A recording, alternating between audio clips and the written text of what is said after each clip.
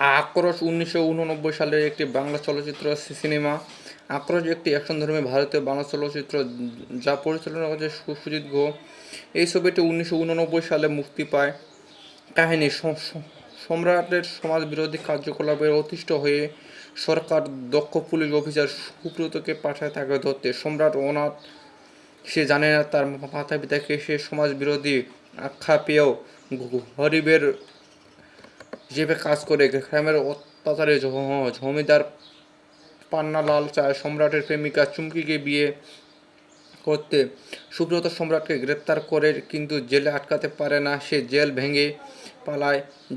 যখন জানতে পারে সুব্রতর প্রেমিকা মিলিকে অপহরণ করেছে পান্নালাল, সুব্রতর পিতা জানান সম্রাটের আসল পরিচয়। সে তার বিবাহিত স্ত্রীর পূর্ণ সন্তান।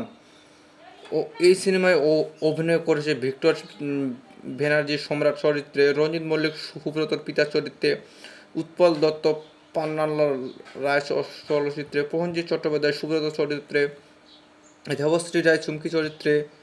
তারপর আরও অভিনয় করে রুমা গুহা ঠাকুর, গীতা দে, শকুন্তলা বড়ুয়া, শুভেন্দু চট্টোপাধ্যায়, নির্মল কুমার, পুনঃ দাশগুপ্ত। এই সিনেমাটির দেশ ছিল ভারত, ভাষা ছিল বাংলা।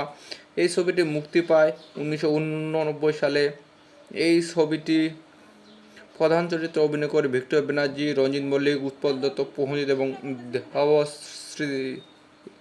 এবং এই সিনেমাটি তখনকার অ্যাকশন চলচ্চিত্র সিনেমা হয়। এই সিনেমাটি অনেক উপহার এবং অনেক পুরস্কার লাভ করেছে। এই সিনেমাটি অনেক বাজেটের একটি সিনেমা এবং পরবর্তীতে অনেক টাকা ইনকাম করে।